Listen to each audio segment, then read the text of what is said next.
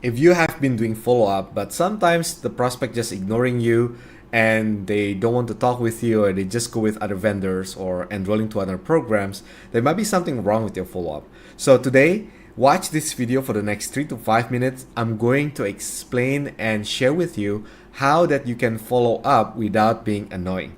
And a lot of salespeople have been struggling in this method, and you know exactly money is being made up in the follow-up, right?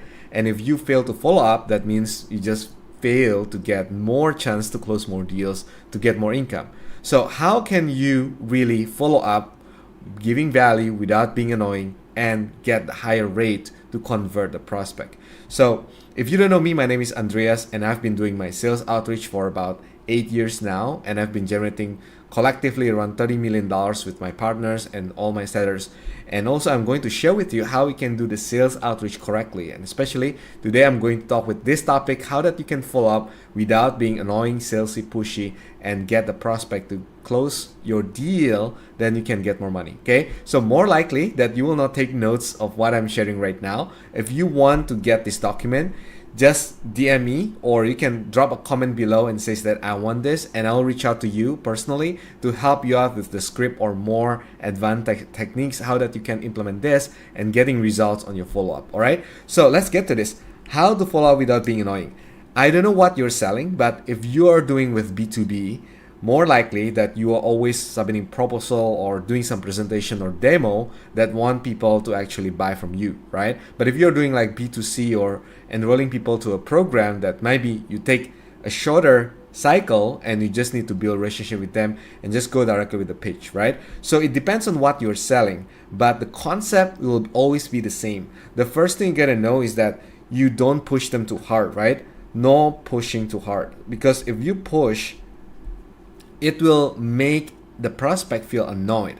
And it's the same way, right? If you want to buy something and someone push you to buy, and you will go away and will not eventually buy that product, and you will go with the competition or something else, right? So always know that no pushing. Don't push them towards that. So instead, what you want to do is that always knowing their problem first. So if you know the problem, so this is when you're doing the first initial contact with them at the first place. And then if you want them to actually responding back to you when you're doing follow-up, you need to know their problem. If you don't know their problem, you don't know they're struggling at, you don't know what the challenges, then you will have a hard time to follow up, to get them excited with you, to get them open up with you, because you don't know what exactly that they are facing, right? By asking great question at a great time, you will discover what the problem looks like, what the challenges, what the things that they need to improve or working on, right? So always follow up with the problem, that it's going to show up more solution to that, right? That's number one. Knowing the problem is essence. And second thing is that always adding value. If you are following up and just asking them, hey, are you ready to buy? Are you ready to enroll to the program? Last time we talked about this, and I know you have the challenges. Are you ready to buy now? It's still annoying the prospect because it's too salesy. Imagine if someone calls you and says that, hey, are you ready to buy now? What you're going to say more likely is going to be like, hey, just give me some time and I'll buy it in my own pace. Just send me the link, right? That is going to happen if you don't add value to them. When you are just calling them back, emailing them back, or DM them back, they know that you are going to sell them. That's why you need to add value to them to solve the problem that they mentioned at the first place. Then you're adding value. You can do it by sending videos, contents, like what you're watching right now. This is available content for you to know how to follow up, right?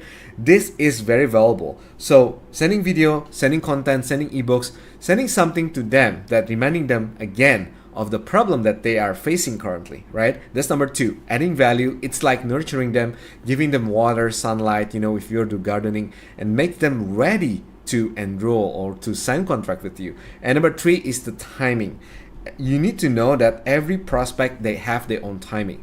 Maybe not today, maybe tomorrow, maybe next month, maybe next year. Nobody knows, but as long as you're doing the follow-up without annoying them, you always give them the time for them to think over again about it, right? So if you always be on top of their mind, when the time is right, then they will buy from you. When you follow up with them again with value and they say, yes, this is the right time that I need this, I've been putting this for some time and the problems keep bugging me. I need this right now. So the timing is essential and crucial.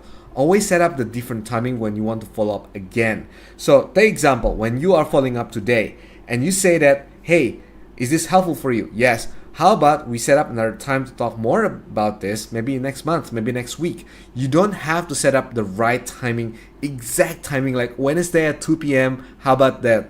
You don't have to set that exact timing, but you can just give an approximate timing, like how about next Wednesday? How about next month? Like it depends how warm they are. If they're too cold, then you give the day or the time is longer. But if they're just warmer, they're ready to go, you can give it more concise, like maybe tomorrow, next week, right? So give the time that is going to help them ready with their own time, not your time, but their time. Because imagine this, the example, if you're selling real estate and the person is not ready to buy now, but maybe next month, next year, they're going to get married, they need the real estate. But if you are keep following up with them, you being on top of their mind, they're ready to buy and you get that big bucks of commission when you are on their time. Make sense? So not putting yourself in the way that, oh, it's my time that I need to follow up with you. No, putting the time on their time. If you're putting the time on their time, they will tell you exactly when they need it. Your job is always to be on top of their mind. Then you always be able to follow up with value. All right. So that's number 3, the timing. So if you are wanting to get help on this, and I want you to implement this 3, because if you don't implement, then you will not get the result for sure. But if you can implement, you'll get the result for sure. So after you watching this video, don't forget to subscribe, follow me, and then implement this, take action. Drop a comment below and I'll reach out to you personally so I can help you exactly how that you can get a follow-up without being annoying, putting a screw